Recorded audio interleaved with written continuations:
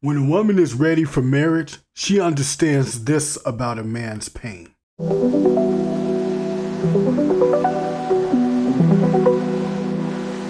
This video explains why you don't always understand a man's pain and what he's holding inside when he's suffering silently. Then when I signed with the Lakers, that's when we found out my mom was been lying about us about having stage 2 cancer and it was stage 4. My mom was driving herself to chemo. She ain't deserved that. And I was mad at her at the time because I remember I told you my dad did. I was mad at my mom. If you're not aware of who this gentleman is, his name is Michael Beasley. He played professionally in the NBA for the Los Angeles Lakers. When he left the NBA, he fell on extremely hard times. For my childhood, my dad at 25 told me I cut my whole family off for 3 years. I was pissed at them because my dad was a real nigga, was looking for me my whole life. And then I got mad at my mom, and then she died, man. And then I didn't know how to say it. I didn't know how to say that. And then I just went out there. I just had the wrong shorts on. They fit the same, so I couldn't feel that shit. Y'all half. That's the worst thing ever. When you're just asking for a hand and it feels that everyone is laughing at you, that they're mocking you. This man was suffering. His mother was dying from cancer. And albeit people may not have known it, sometimes that's not a requirement of humanity. Sometimes just being a decent human being towards a person is enough. This is what helps the strides of the manosphere to become proper to his suitable mate. When a woman can understand and resonate with this type of pain and she can be your mental peace, that's the woman you select for marriage. That day, James died 2 days before. My cousin. And I was supposed to be in a funeral, and I was at shoot around like, damn, should I get on this flight or just play, bro? If I get on this flight, they gonna think I'm lying about people dying and shit. I ain't wanna play at all. Yeah, I ain't wanna play. I was one of my favorite people and shit. They was just laughing at me and shit. It was just laughing at me, man. I was hot. I was hot. As men, some of these other men are quietly hurting inside.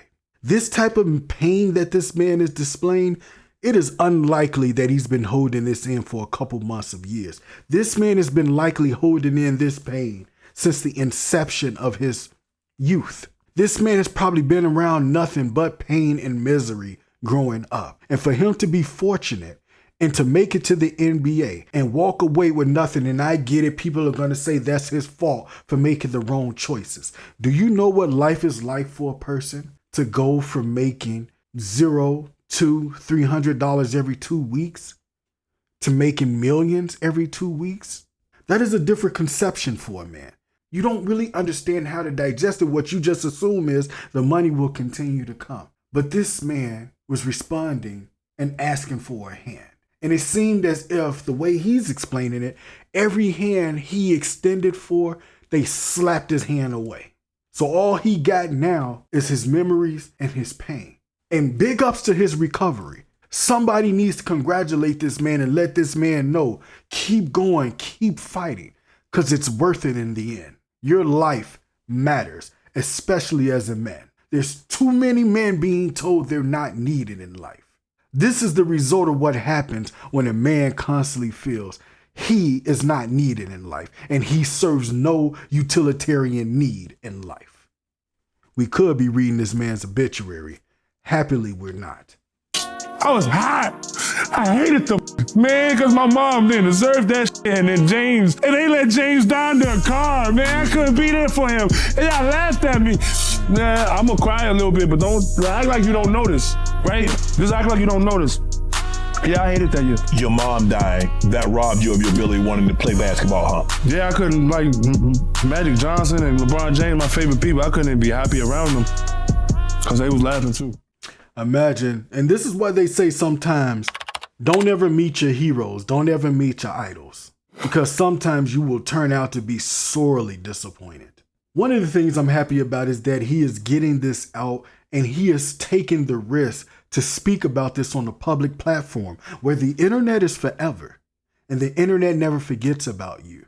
But what this also does, it gives comfort to men to say, we have a place where we can go and we can be human. Even in the end, this man did not want it to be seen that he was crying. He said, pretend as if you don't know, pretend as if you don't see it. Because we have been taught Our emotional pain as a man is our weakness. If a woman can resonate with this and grab hold of this and bring silence to the noise that is constantly inside the mind of a man, because I'm telling you, I talk to a lot of men. One of the things they are constantly telling me is that they can't stop the noise. And the noise doesn't happen in the way you may think, where there's multiple voices. It's just a constant thought of when we wake up, we have to wonder, how do we attack the day? Because we've already accepted the fact that for the 10 things we ask for, 8 of those things will end in rejection. And we still have to be happy with the 2. That's just the way it works.